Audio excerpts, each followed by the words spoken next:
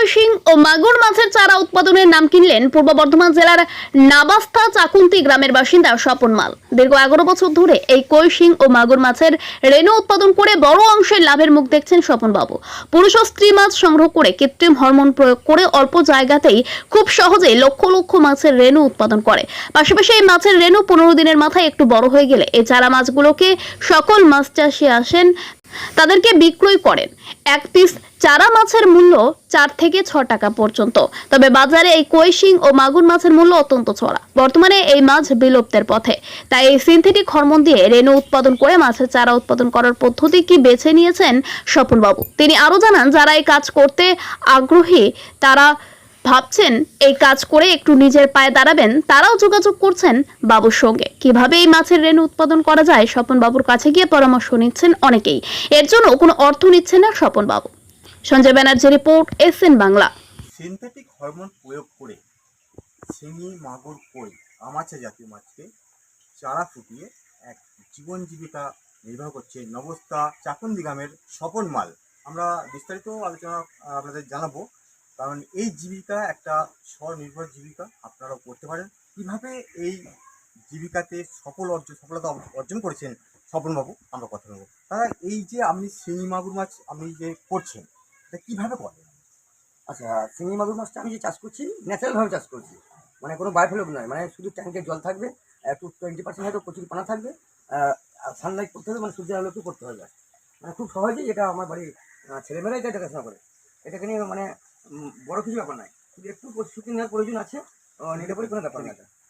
আচ্ছা, বলছি এই মাছগুলো যে রেণু উৎপাদন হচ্ছে, এর জন্যই আপনি পুরুষ মাছ এবং স্ত্রী মাছ দুটোই মানে জোগাড় করছেন?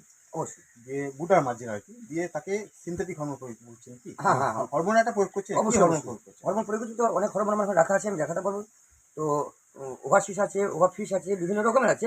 মানে যেটা পাবেন আপনি সামনে মার্কেটের কাছে, হাতের কাছে যেটা পাবেন আপনি সেই হরমোনটাকে ব্যবহার করতে পারবেন। তো ওই শিশে আছে দুটো, দেখি এই যে এই মাছের কি এখন মূল্য বা এখন চাহিদা কিরকম আছে?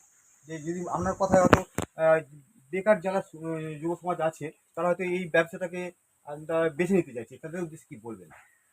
অবশ্যই বলবো, তাদের উদ্দেশ্যে বেকার বলে কোনো জায়গায় নেই। যদি এইটুকু এই কাজটাকে যদি বুঝে নেয় সামান্য, তো খুব সহজেই মানে তার বেকার বলে কোনো জায়গা থাকবে না এক কথায়।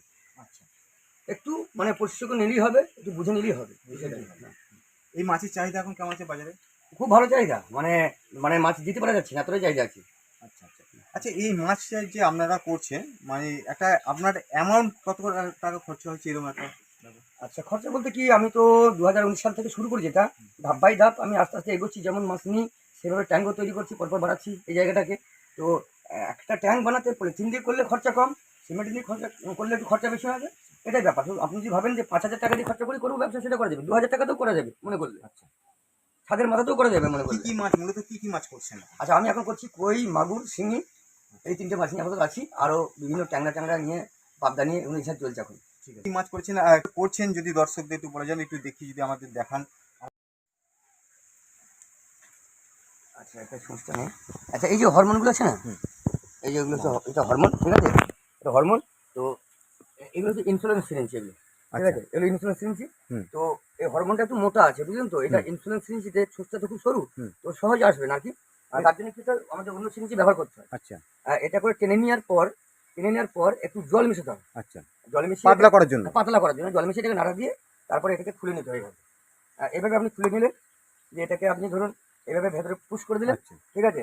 তো তারপরে এটাকে আপনি এইভাবে যাতে হাওয়া না থাকে, হ্যাঁ, সেভাবে ঠিক করে সিস্টেম আছে। মাগুরের বডি ওয়েট দেখে এটাকে আপনি এক দাগ করে দিলেন। এক দাগ করে? হ্যাঁ, মানে তার বডি ওয়েট দেখে, মানে পুরুষ মাছ এবং স্ত্রী মাছ দুজনকে? হ্যাঁ, তাদের বডি ওয়েট দেখে। বডি ওয়েট দেখে। তারপর ওরা কদিনের মাথায় মানে ডিম ছাড়ে? আজকে আপনি ইনজেক্ট করে দিলেন, বিকালে কি সন্ধ্যের মধ্যে, কালকে সকালের মধ্যে দেখবেন সব ডিম দিয়ে দিয়েছি। আচ্ছা, সেই ডিম ফুটে কদিনের পর বাচ্চা? তারপর দিন সকালবেলা সমস্ত বাচ্চা ফুটে যাবে। আচ্ছা, এবার বাচ্চাটাকে লালন পালন করার জন্য তারপর 72 ঘন্টা পর থেকে তাদের খাবার দেওয়া শুরু হয়।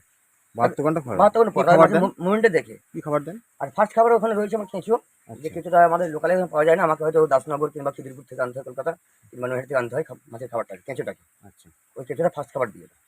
আর কেঁচো ছাড়া আটিমিয়া এগুলো করলে অনেক খরচা বেশি, ওগুলো হয়তো সবাই করতে পারবে না। যেটা স্বাভাবিক দেখা যাচ্ছে ডিমের কুসুম ফুসুম এইসব দেওয়া? না, ডিমের কুসুম দিলে দাদা জল খুব গ্যাস করবে, অনেক খারাপ হবে, মানে ওদের টেকানো মুশকিল একটু ব্যাপার হয়ে যায়। হ্যাঁ, তো সবচেয়ে বেটার হচ্ছে কিছুটাই বেটার, কিছুটাই বেটার। সব থেকে better। 3 রকমের মাছ চাষ করছেন, হ্যাঁ 3 রকম কই, মাগুর আর শিঙি। শিং। হ্যাঁ। আপনার নাম এবং পরিচয়? আমার নাম স্বপন মাল, বাড়ি? চাকুন্দি, নবস্থা। পোস্ট অফিস নবস্থা, জেলা বর্ধমান, থানা মেমারি। Thank you.